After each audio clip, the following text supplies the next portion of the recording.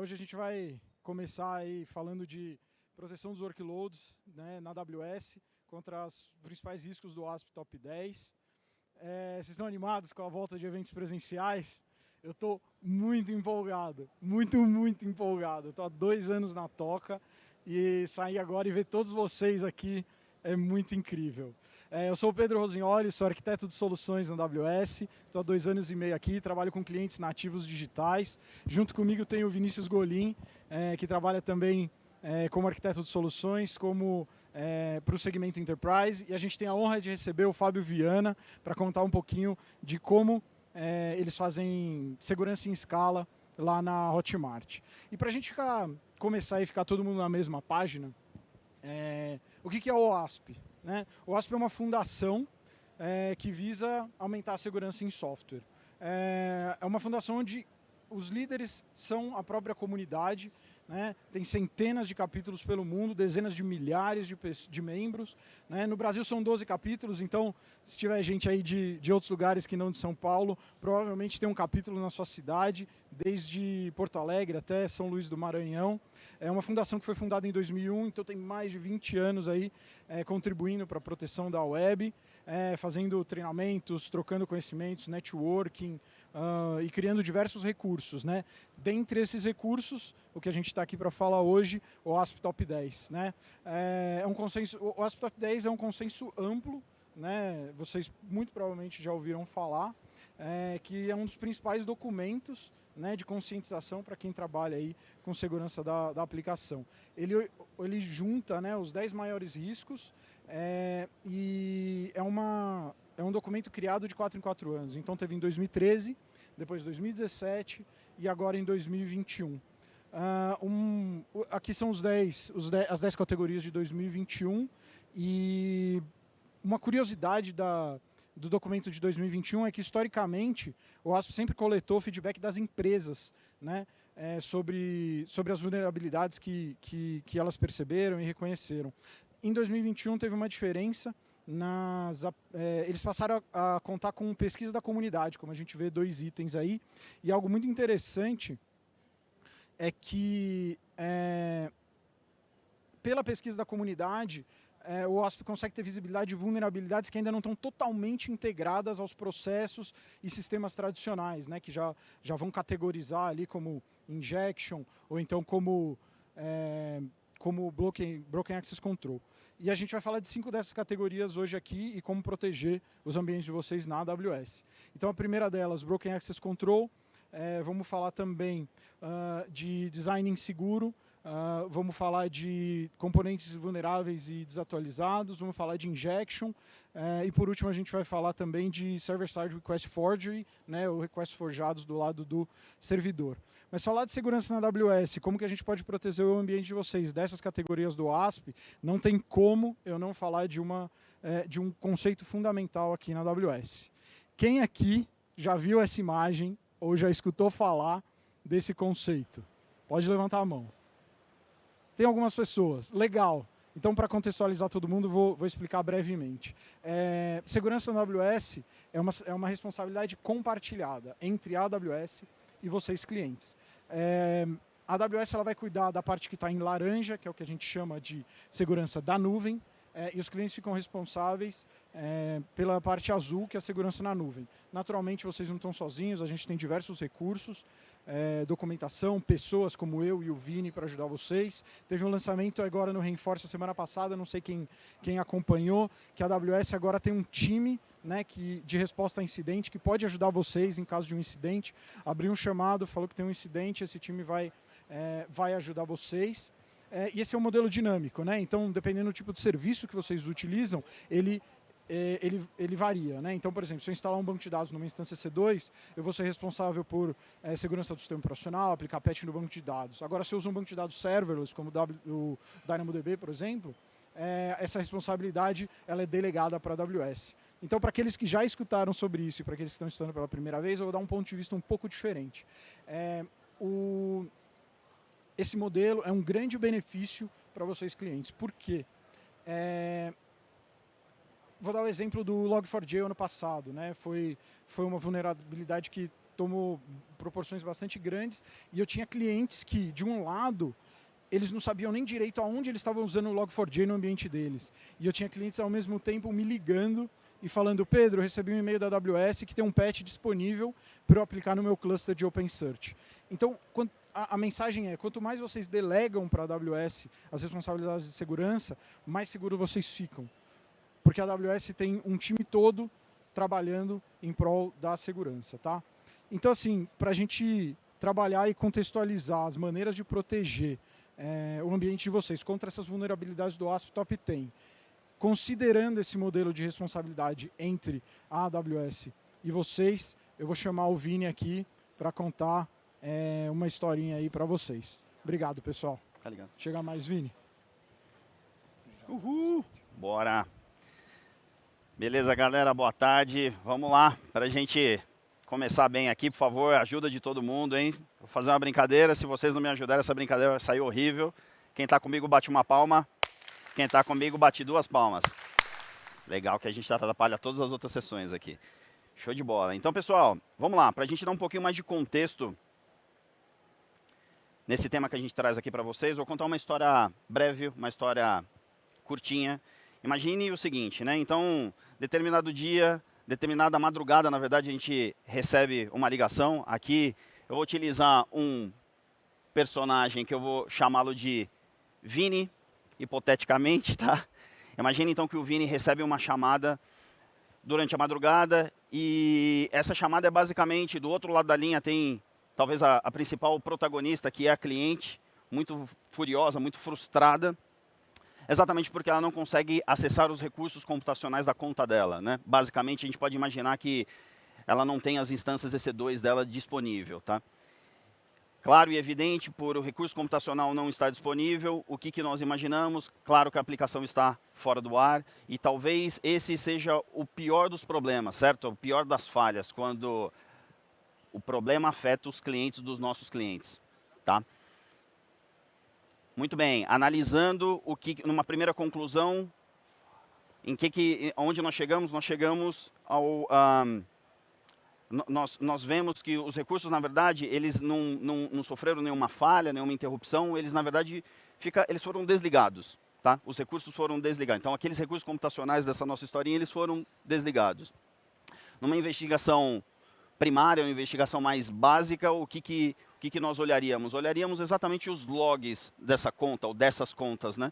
E aqui a gente já chega numa primeira abordagem, utilizando o AWS CloudTrail, onde nós conseguimos verificar que sim, uma ação, né, uma chamada de API foi feita para desligar certas instâncias, certos recursos computacionais. Ponto número 2, conseguimos perceber que essa chamada veio de uma origem externa, né? Então, através do endereço IP, a gente consegue ver que foi um acesso externo. E, principalmente, nós conseguimos detectar aqui as credenciais que foram utilizadas para esse acesso. Analisando essas credenciais, o que a gente tem a capacidade de ver logo de começo também? Que, na verdade, eram credenciais temporárias. Credenciais temporárias foram utilizadas nesse acesso. E como nós sabemos isso? Exatamente pelos prefixos das credenciais.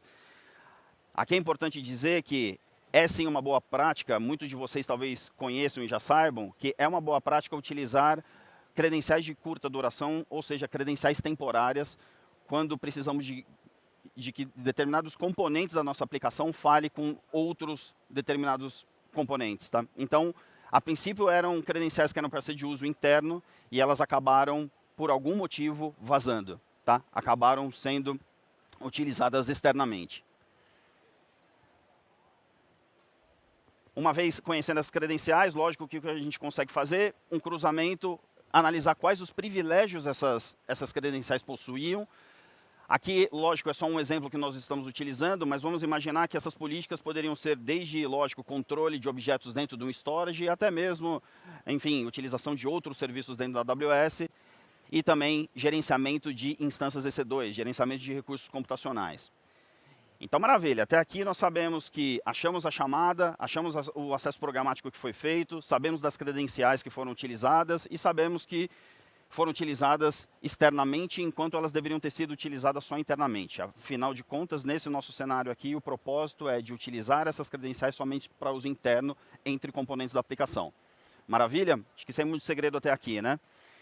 Aí o Vini, aquele rapaz do começo da nossa apresentação, o que ele detecta?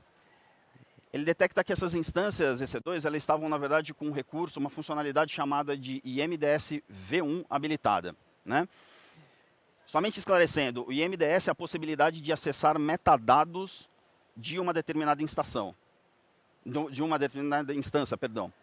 E por que esses metadados eles são importantes? Muitas aplicações utilizam esses metadados em sua execução. Então, um exemplo bem básico aqui seria, imagine que a gente tem um web server, a gente precisa que o código desse web server pegue, por exemplo, um nome o hostname daquela instância, para exibir em sua página, qualquer coisa do tipo. Tá? De novo, aqui um exemplo bem raso. Esse metadado, esse hostname, viria exatamente dos recursos do IMDS V1. E como acessar esses metadados? Esses metadados de uma maneira muito simples, né? Então, a aplicação que roda naquela determinada instância, esses metadados eles só são acessíveis de dentro da instância. É legal dizer que se eu tenho uma aplicação rodando na instância A, essa aplicação ela não consegue acessar os metadados da instância B, por exemplo, tá? Então, ele é só permitido um acesso interno. E como que é feito isso? Através de uma chamada simples em HTTP, tá? Aqui a gente tem um exemplo onde é muito interessante frisar que, através dessa chamada feita para um endereço, que é um endereço não roteável, 192.154.192.154, a gente consegue reaver, a gente consegue buscar as credenciais temporárias utilizadas por aquela instância específica, tá?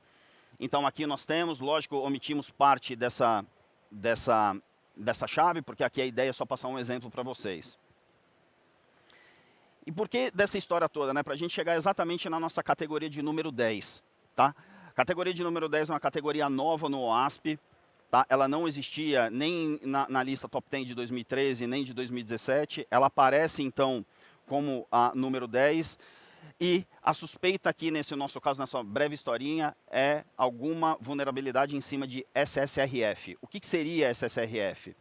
Server Side Request Forgery. Tá? Eu vou explicar um pouquinho mais para vocês. Antes, falando ainda de como surgiu essa categoria, a OASP ela tem basicamente, diria que duas formas, pelo menos eu tenho conhecimento de duas formas onde ela utiliza para montar o OASP Top 10.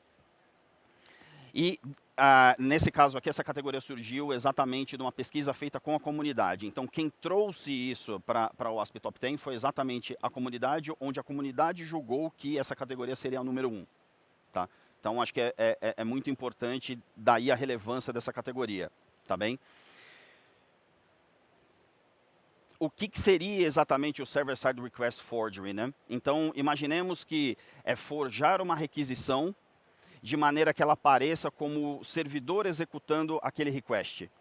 Então, imagina que o usuário ele vai fazer uma chamada, vamos utilizar um exemplo aqui ainda, né, em cima de um web server.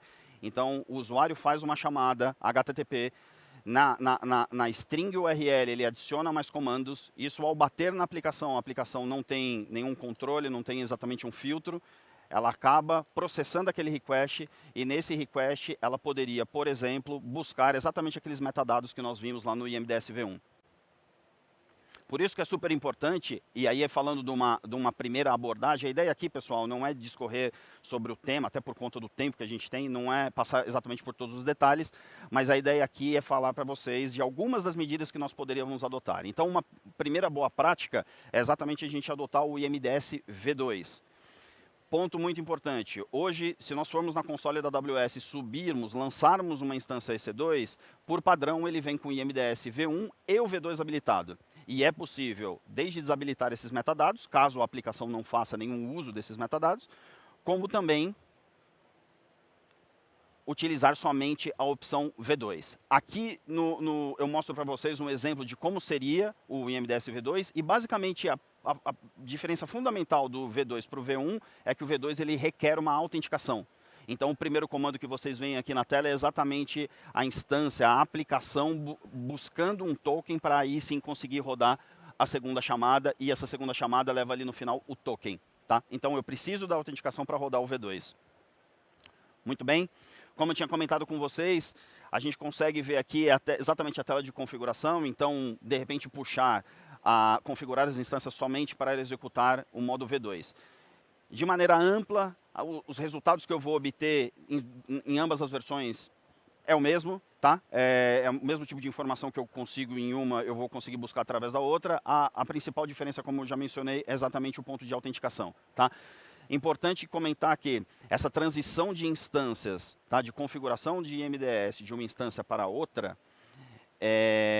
ele tem que ser feito com muito cuidado, porque, de novo, se a aplicação utiliza metadados atualmente, quando vocês mudarem para V2, a gente pode ter um impacto, porque a aplicação não vai saber que ela precisa mandar autenticação para obter esses metadados, e sem metadados a aplicação pode parar de funcionar. Tá? Legal saber que a gente tem os recursos.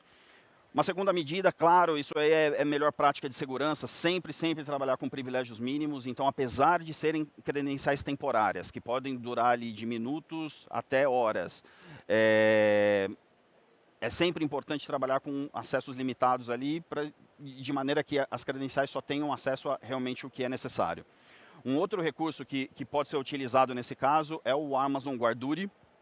E o Amazon Guarduri vai, enfim, fazer correlacionamento de logs, né? Então, desde logs de VPC, de CloudTrail, de DNS, a fim de detectar possíveis ameaças e vulnerabilidades. E nesse caso, é super importante colocar também que ele, quando determinadas credenciais são utilizadas, mas não internamente e sim externamente, ele consegue também avisar. Tá? Ele consegue pontuar ali como a exfiltration de credenciais. Tá? Então, outro recurso que pode ser utilizado também.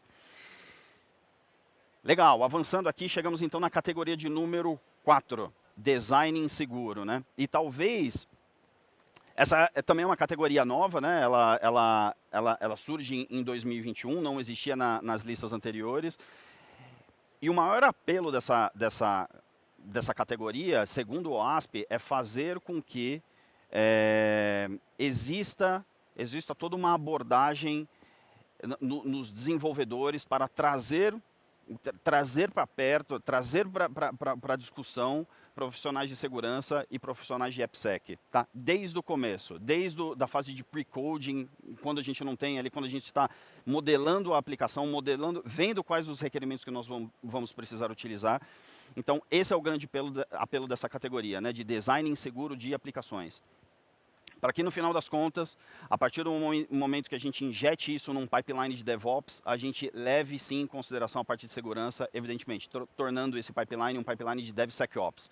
E aí, complementando, agregando na arquitetura, melhor dizendo, todas as fases, né? Análise estática de código, análise dinâmica, proteção em tempo, em runtime, né? Em tempo de execução da aplicação, enfim, que a gente trate segurança em todas as camadas, mesmo antes da fase de coding para essa categoria. E, lógico, a gente tem também aqui serviços, a ideia não é discorrer sobre todos eles, mas apresentar que, sim, a gente já tem casos desse tipo e conscientizar que, sim, profissionais de segurança precisam estar durante toda a jornada da aplicação. Chegamos aqui, enfim, na categoria de número 1. E aqui um ponto extremamente importante, relevante, pela primeira vez, a categoria de injection não aparece como top 1 na camada OASP Top 10. A gente bem sabe, 2013, se eu não estou enganado, 2017, com certeza, a número 1 era Injection. Injection agora cai para a terceira posição. Isso não significa que Injection perdeu relevância, nem nada disso. O que acontece, sim, é que essa categoria de Broken Access Control, o que seria Broken Access Control? Falha no controle de acesso da aplicação. Então, coisas como utilizar determinadas credenciais, credencial A, que só deveria acessar a conta A, agora ela está acessando a conta A, a conta B, a conta C e por aí em diante. Tem ocorrido muita vulnerabilidade desse tipo, muitas fraquezas, né, os CWEs, tanto CWE quanto CVE também. Então, super importante prestar atenção. Essa categoria ela estava em 2017 em 2013 em 7º lugar, em 2017 ela passou para 5º lugar e agora ela vem para a primeira posição. Outro ponto também, super importante, 94% dos testes contra aplicações, tá? 94% das aplicações testadas, melhor dizendo, testaram para algum tipo de vulnerabilidade de Broken Access Control, falha de controle de aplicação. Pessoal, é isso. Eu queria comentar com vocês essas 3 categorias. Agora o Pedro continua, vai comentar de mais algumas outras. Boa, valeu, Vini. Vamos lá, pessoal. Seguindo aqui em algumas maneiras que aquele ambiente podia estar mais protegido, né, do que ele realmente estava. Então, a gente falando aqui de componentes vulneráveis e desatualizados. Eu tenho certeza que vários de vocês aqui sabem a dificuldade que é manter os componentes atualizados, os componentes na última versão, com os últimos patches aplicados, né? Às vezes é um outro time que tem que aplicar o patch, às vezes é uma aplicação muito crítica, né, que precisa de uma janela específica de manutenção. Então, a categoria número 6 de componentes vulneráveis e desatualizados, ela subiu da 9ª posição para a 6ª em 2021 e foi a 2ª, né, da pesquisa da comunidade. Então, assim, a comunidade vendo em peso, né, a comunidade todos aqui vendo em peso aí componentes desatualizados. E quando a gente pensa em componentes atualizados, como que a AWS pode ajudar? Vou puxar um pouquinho do modelo de responsabilidade compartilhada, por exemplo, se a gente delegar mais para a AWS, utilizar serviços gerenciados, serviços serverless, sem servidor, a AWS que vai ficar com uma parte maior dessa responsabilidade de atualizações. Então, quanto mais vocês delegarem, maior o benefício para vocês. E se for código, né? Como que eu vejo se o meu código está vulnerável? Isso foi instâncias, né? Se for as minhas instâncias. Então, assim, pensando em instância, acho que o primeiro passo é a gente dar uma olhada no Amazon Inspector, né? O Amazon Inspector que vem numa nova versão, onde ele tem um monitoramento contínuo, né? E não planejado, por exemplo, uma vez por semana. Agora ele é um monitoramento contínuo. Então, por exemplo, tem um CVE novo, o Inspector vai rodar em todo o seu ambiente para você conseguir ter visibilidade do que está vulnerável àquele CVE. Ele vai monitorar instâncias EC2, imagens que estão ali em containers, por CVEs, por melhores práticas do SIS, algumas melhores práticas da AWS, são mais de 50 fontes, né, de vulnerabilidades ali que são analisadas.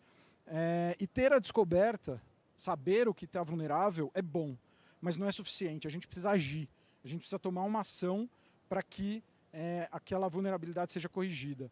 Então, a partir do Inspector, essa descoberta pode ser enviada, por exemplo, para o Security Hub, que é um agregador de descobertas na AWS, pode ser enviada para o Amazon Event Bridge, para que você tome ações automatizadas, ou então vai ser enviado para o S3, para que você tenha uma retenção a longo prazo, gerar relatórios.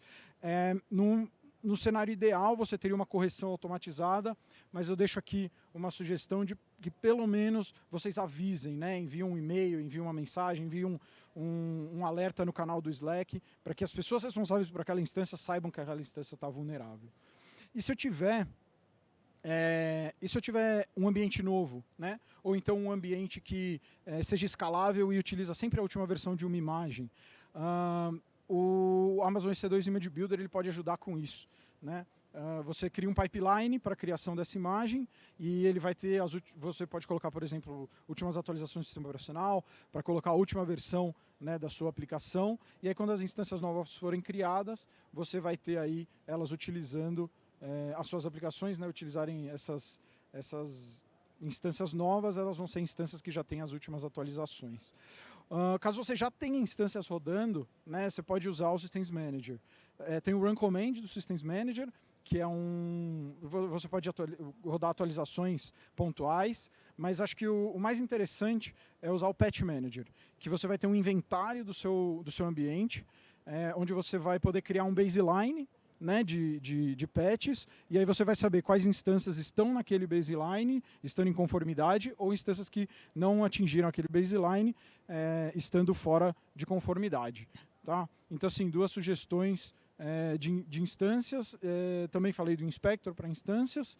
Agora, isso foi o meu código, né? Por exemplo. Em 2020, a AWS lançou o Amazon Code Guru, né? Então, o objetivo principal e inicial do Amazon Code Guru era verificar as linhas de código mais caras, né, na minha aplicação.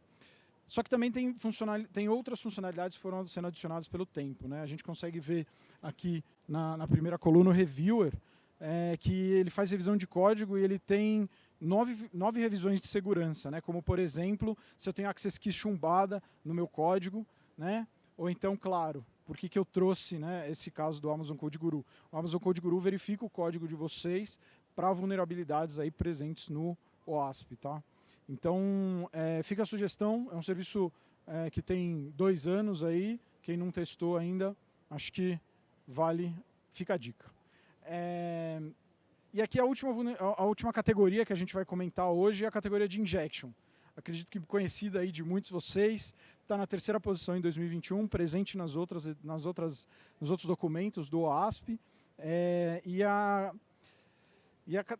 categoria que tem a 2ª maior quantidade de ocorrência nas aplicações. Então, o injection está muito presente, sendo muito explorado aí, né, por atacantes. Então, na AWS, como que eu consigo proteger a minha aplicação de injection? O primeiro passo não tem muito como fugir, é o AWS WAF, o Web Application Firewall, né?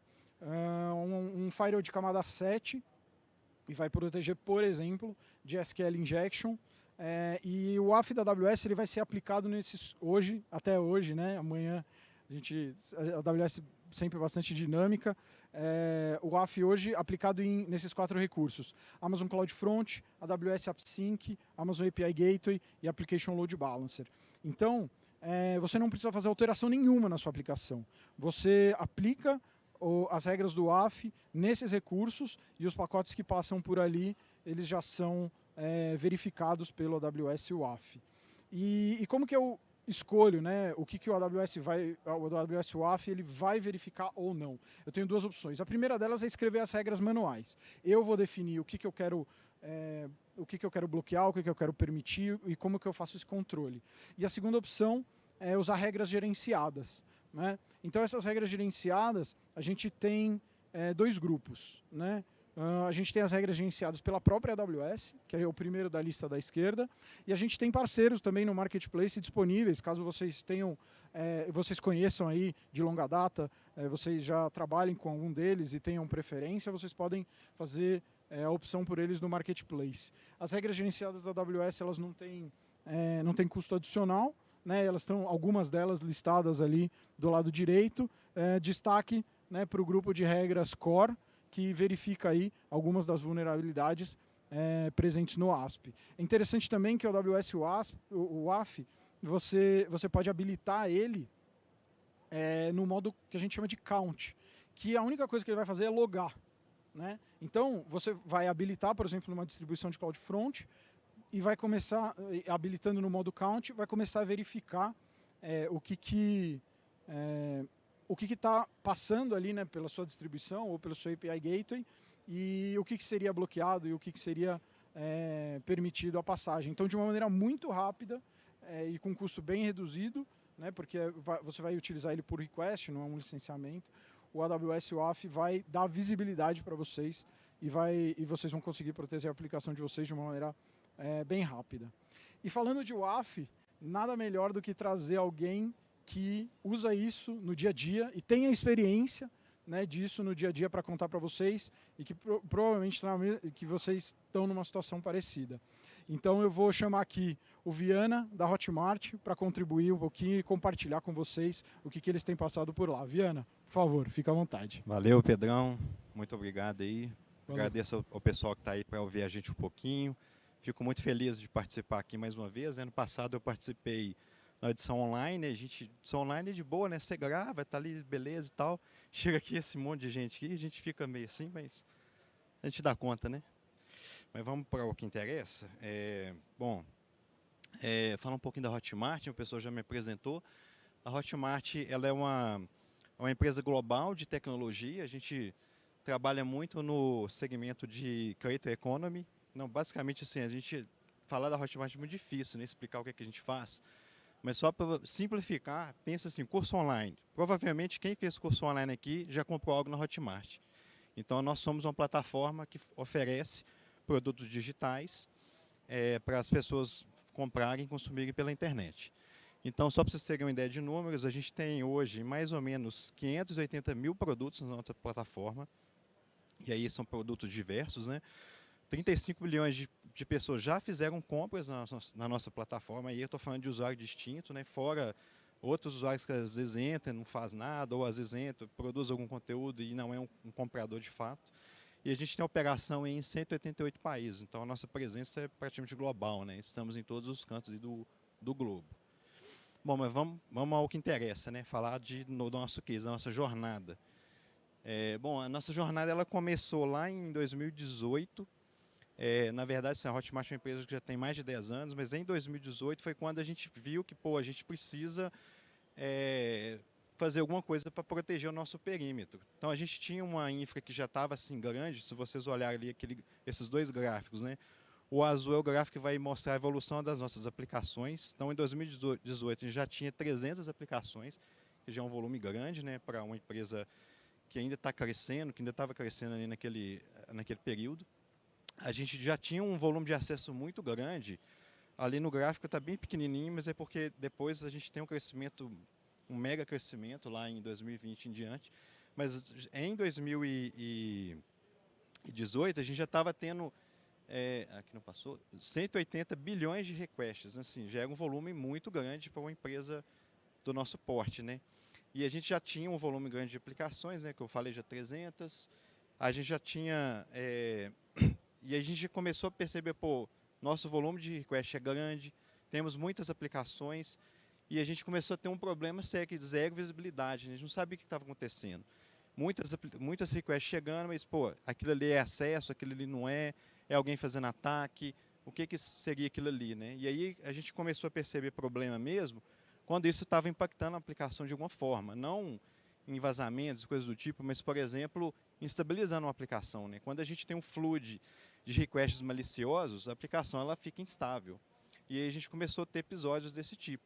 Aplicações ficando instáveis, às vezes caindo, a gente tendo que ir lá ver, aí quando a gente ia analisar, caía numa situação dessa lá. 25 mil requests numa ocasião que a gente estava investigando, de tentativas de exploração de vulnerabilidades envolvendo PHP, WordPress. Então, nesse momento, a gente acendeu a luz. A gente precisa fazer alguma coisa. Desse jeito aqui, a gente está gastando infra, escalando máquina, sendo que é ataque. A maioria dos requests que está chegando aqui nesse período é ataque. Então, a gente tem que fazer uma proteção aqui. Foi quando a gente teve esse primeiro desafio para resolver. Antes de falar um pouco do desafio, como é que era a nossa infra? A gente tinha uma infra básica, né, vamos dizer assim, obviamente grande, né, a gente já estava numa proporção bem grande, mas era uma infra que tinha várias VPCs, várias contas na AWS. Cada conta a gente tinha pelo menos uma região primária, algumas coisas em CloudFront, que a gente chama de global, camada Edge, né? E algumas coisas em uma segunda região. E aí a gente tinha basicamente lá uma aplicação rodando com Lambda, com Kubernetes, algumas coisas no S3 com CloudFront. E aí tudo saindo direto para a internet, sem nenhuma proteção, apenas aquele security group, em alguns casos, fazendo uma proteção básica de porta, mas não avaliando o conteúdo que estava chegando. Então a gente chamou a AWS, falou assim, cara, a gente precisa resolver esse nosso primeiro desafio. E qual que era o nosso primeiro desafio? Resolver rápido, tinha que ser com menor esforço, com maior velocidade. E aí, como os meninos disseram ali, né, essa parceria a gente já tem a longo prazo. Inclusive o Zilo está aqui, foi um dos primeiros que eu procurei e falei, Zilo, você precisa me ajudar com isso aqui, cara, eu tenho que ter uma velocidade. Mas eu tenho que ter uma velocidade fazendo o menor esforço. Então esse foi o nosso primeiro desafio. O Zilo está até abaçando a cabeça, mas é verdade, ele lembra. Enfim, aí então a gente conversando, a gente chegou nessa primeira solução, que era usar o AF da própria AWS. Por quê, né? A gente acabou escolhendo ela como a primeira opção, mas ela foi uma opção escolhida porque a gente tinha uma coisa muito interessante, que era uma ferramenta plug and play, é um serviço plug and play. Então eu consigo pegar tudo que eu tenho lá de infraestrutura, anexar uma solução de WAF sem ter que fazer nenhum deploy da minha aplicação que já está rodando.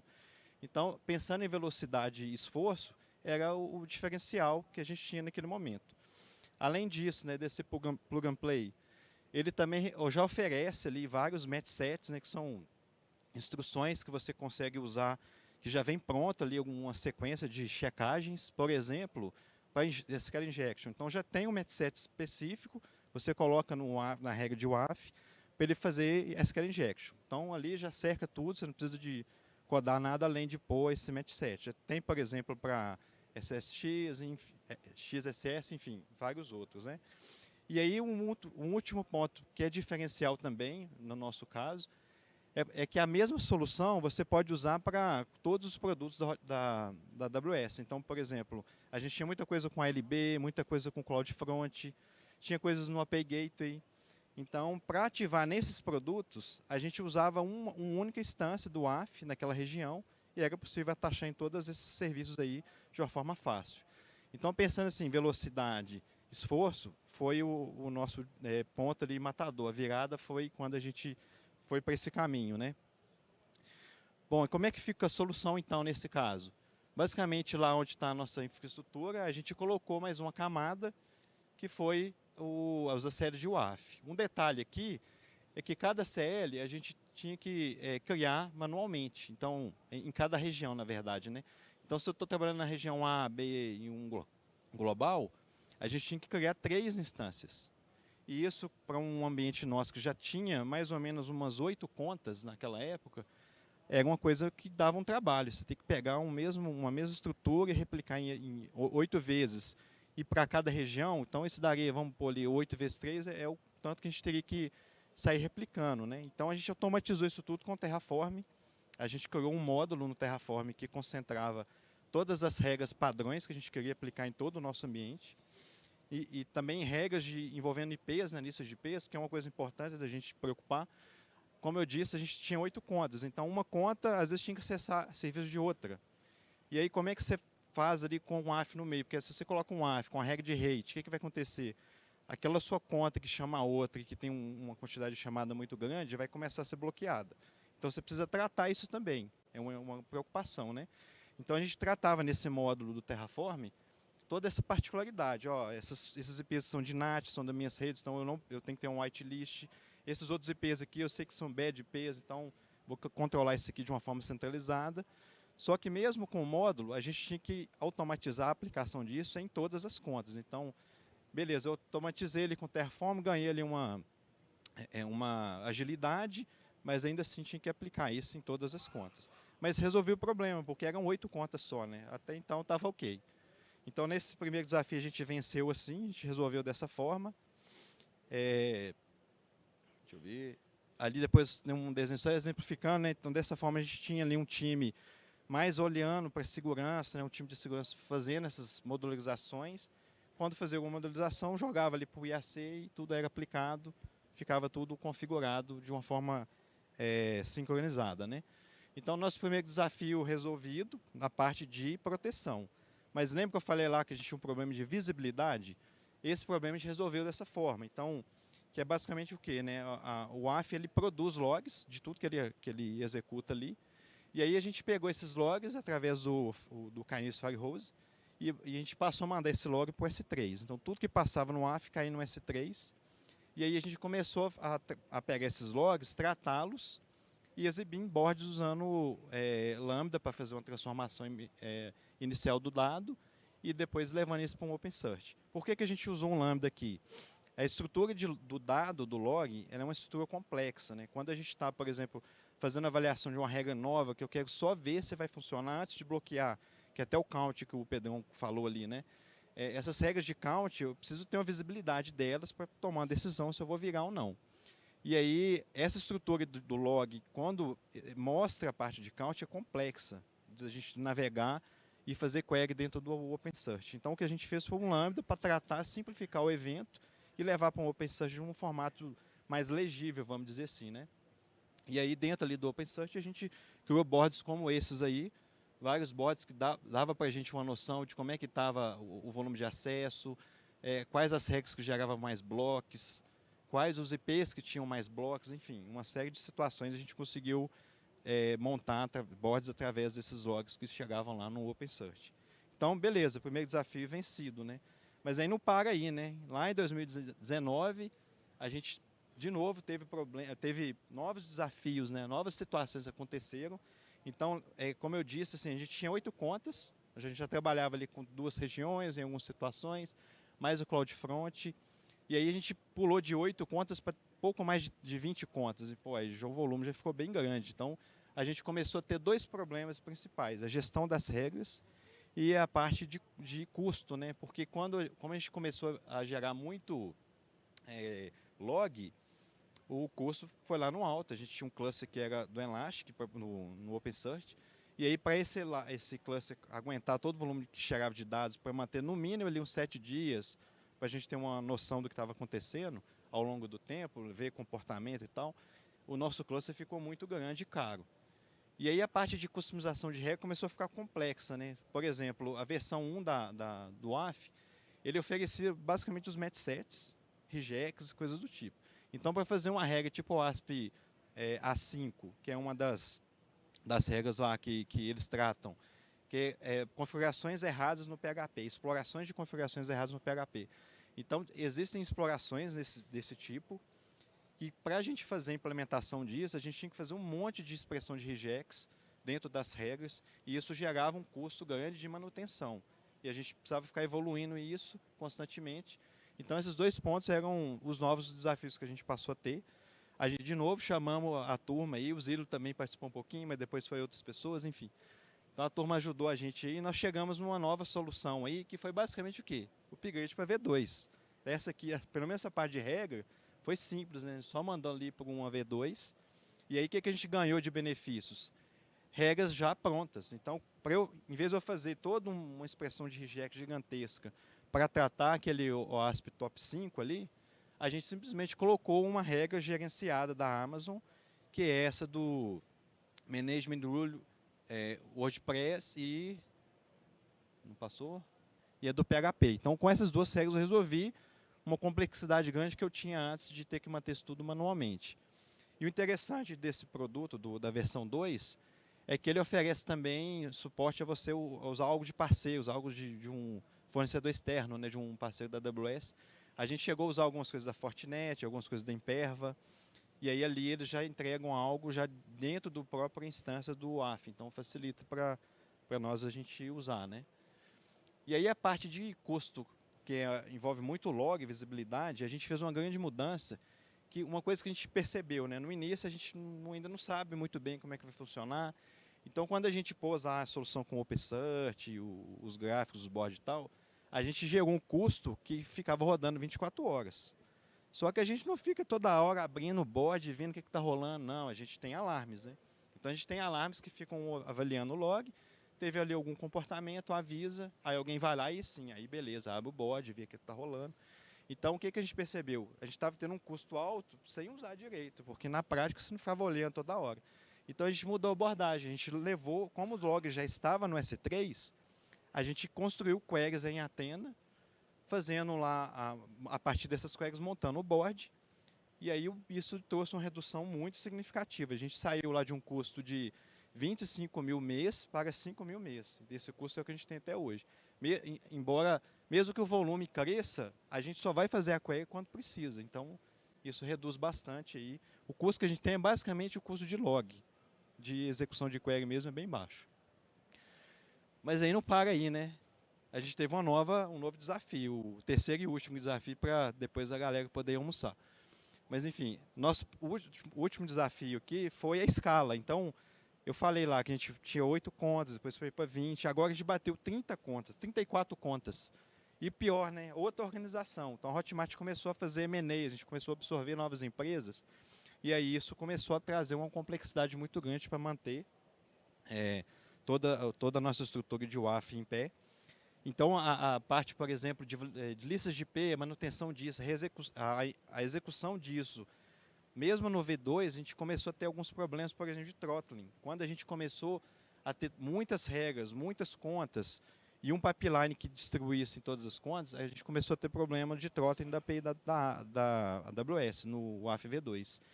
Então, assim, o throttling é necessário, né, para não floodar os serviços da Amazon.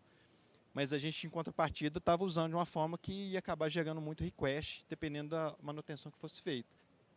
Então, a gente tinha esse novo desafio, chamamos de novo a AWS, opa, e agora, o que nós vamos fazer? Né? Porque não está escalando mais, a gente esbarrou no limite aqui da forma que a gente está usando. E aí eles nos apresentaram uma nova proposta, um novo serviço, que tinha sido lançado recente, né, na época, isso foi em 2020, que é o Fire Manager. Então, qual que é a ideia do Fire Manager? Você cria uma política centralizada. Então, só para vocês terem uma ideia de números, né? Antes, no tradicional lá com a AFV2, se a gente tem 34 contas, cada conta 2 regiões e mais o CloudFront, a gente teria que gerenciar 102 ACLs. E aplicar esses 102 ACLs às 1000 aplicações que a gente tinha até então. Então, isso era muito custoso. O FireManage vem para resolver esse problema, automatizar isso para a gente, sem eu ter que codar alguma coisa para isso. Então, o FireManage, basicamente, o que a gente faz? A gente cria uma política na nossa conta root. Essa política a gente informa quais as regras lá que vai ser aplicada. E aí o FireManage faz a automação. Ela pega aquela política de WAF e aplica em todas as contas do escopo. E aí eu consigo ter em um lugar único a criação de todas as regras, todas as listas de IP. Eu faço a chamada da API que vai criar a política em uma conta só, então não tem problema do throttling. Então resolvemos essa questão, esse desafio dessa forma. E aí, para simplificar, né, só para vocês entenderem, assim, mesmo com o FireManage, a gente tem que criar uma política em cada região e no global. Mas a parte das contas ele vai fazer automação. Para melhorar ainda mais esse ponto, a gente pôs o Terraform aqui de novo. Então, na prática, hoje a gente cria uma política com o Terraform e indica para essa política em quais regiões ele vai aplicar e em quais contas ele vai aplicar. Então, ele pega aquele conjunto único de política e sai replicando nas regiões todas, no global, e mais, depois o FireManage faz o resto, que é levar para as contas. Então, dessa forma, a gente resolveu todos esses problemas, todos esses desafios que a gente teve aqui em 2020. A gente não pagou aí, né? Então, assim, de aprendizado, só, né, para ficar aqui, é legal para todo mundo ter isso em mente, né? Comece pelo simples. Não adianta assim, pô, eu não tenho uma proteção de borda, então eu vou chamar um monte de parceiro, um monte de fornecedor, quero ver qual que é o melhor produto. Cara, se você fizer isso, vai gastar 1 ano, 2 anos, 3 anos, que é o que a gente gastou, né? Se a gente não tivesse usado o da Amazon, a gente estava até hoje evoluindo alguma coisa e não estava legal. Então a gente foi pelo simples, que é o que a gente tinha na mão ali. Vamos pelo simples, vai resolver o problema. Outro ponto importante é visibilidade. Não adianta você pôr uma melhor ferramenta do mundo, você não tem visibilidade de nada, não resolveu nada. Como é que você vai medir que você está eficiente? Então, esse foi um ponto de aprendizado que a gente foi tendo ao longo da jornada, né? Outro ponto é que nenhuma solução é definitiva. Então, vocês viram aí que a nossa jornada, a gente foi evoluindo ano a ano. Então, cara, pensa que sim, vocês vão pôr uma ferramenta lá, ela vai mudar daqui a um tempo, porque o mercado vai evoluindo, as coisas vão evoluindo, você precisa acompanhar, né? E o WAF não é a única, não é bala de prata. Tudo que os meninos falaram de OASP tem, o WAF vai mitigar um pouquinho, um pedacinho. Para você mitigar e ter algo mais completo, você tem que investir em outras coisas também. Então, o WAF vai ser só uma das coisas que você vai precisar usar para proteção. E próximos passos, o que a gente tem aí para frente? É o que a gente já está trabalhando. Nós estamos já trabalhando com a mitigação proativa do Shield Advanced. É um produto também bacana que a AWS oferece. A gente já teve algumas discussões para ativação, já estamos usando, mas ainda precisamos evoluir mais. Só para vocês entenderem o produto aí, você consegue configurar o Advanced de forma que o time da AWS consiga proativamente entrar e fazer uma mitigação para você automática, sem você ter que entrar lá e fazer a execução. Obviamente, você tem que dar um acesso para eles para fazer isso, é algo combinado. Eles vão fazer um bloco lá de qualquer jeito. Eles chamam a gente, ó, já fizemos essa regra aqui, o que vocês acham da gente ativar? A gente viu que ela vai mitigar legal, então é algo combinado, né? Mas é algo proativo que parte da AWS identificar o problema e já criar ali um conjunto de regras. Outro ponto que a gente está trabalhando é segmentar, né? Então a gente tem políticas por conta e agora a gente está segmentando por aplicação. É uma outra ação que a gente está trabalhando. E por fim aí, mecanismo de detecção de anomalia, que é algo que a gente já está trabalhando também, já está tendo alguns resultados legais. Mas são coisas que a gente vai evoluir e quem sabe o ano que vem eu trago aqui os novos desafios que a gente teve e como a gente resolveu. Então é isso, pessoal. Acho que deu para falar bastante aqui de como é que foi a nossa jornada.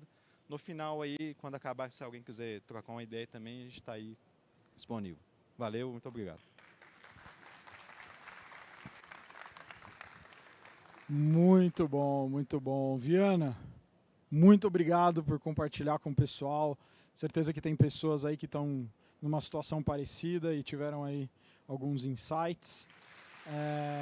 Eu gostaria só de comentar alguns pontos adicionais aqui. A gente comentou 5 maneiras de proteger contra o OSP Top 10. O Viana compartilhou essa jornada de segurança em escala na Hotmart. E por que a gente fala de tudo isso, né? A ideia é proteger os dados de vocês, né? Então, só relembrando alguns pontos muito chave na AWS. Os dados de vocês na AWS são de vocês, vocês controlam, quem acessa, quando acessa e como acessa.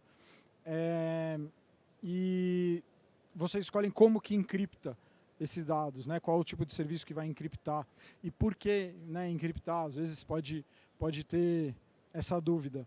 A ideia é encriptar para proteger, né, a propriedade intelectual da empresa, os segredos de negócio, os dados dos clientes finais, né, ajudar a construir uma marca confiável. E na AWS é muito fácil encriptar os dados. O KMS, por exemplo, ele é um serviço que se integra a outros 100 serviços da AWS.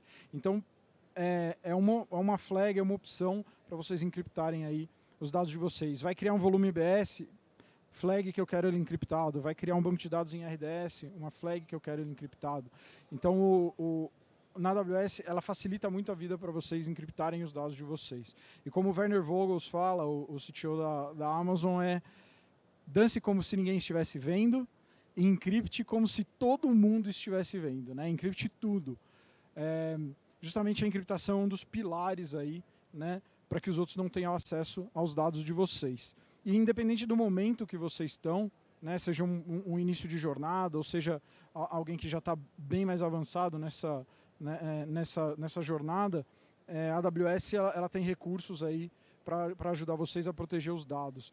Vou ressaltar sobre parceiros que a AWS tem no Marketplace e também parceiros de consultoria. Tem alguns deles até aqui nos stands para que vocês possam consultar e conversar com eles para ajudar e aumentar a postura de segurança de vocês. Como eu comentei antes, vocês não estão sozinhos, né? Tem diversos times na AWS, tem arquitetos de soluções como eu e o Vini, tem especialistas, tem os TANs, tem gerentes de conta, tem um exército aí para ajudar vocês nessas proteções. E eu trouxe aqui alguns recursos adicionais, né? A gente tem aí o modelo de maturidade em segurança, que vai ajudar vocês aí no passo a passo, né, a responder aquela pergunta: por onde eu começo na segurança na AWS? Qual que é o meu próximo passo? Né? Quem quiser tirar uma foto, fica à vontade. Tem também um podcast gravado, né, na série do podcast AWS Brasil com a Anne, uma especialista nossa aqui da AWS, que trabalha com a gente. Um tópico que a gente não comentou hoje, mas que com certeza é dúvida de muitos, é a questão da LGPD. Como que eu faço para estar em conformidade com a LGPD na AWS? Então tem essa página sobre privacidade de dados no Brasil.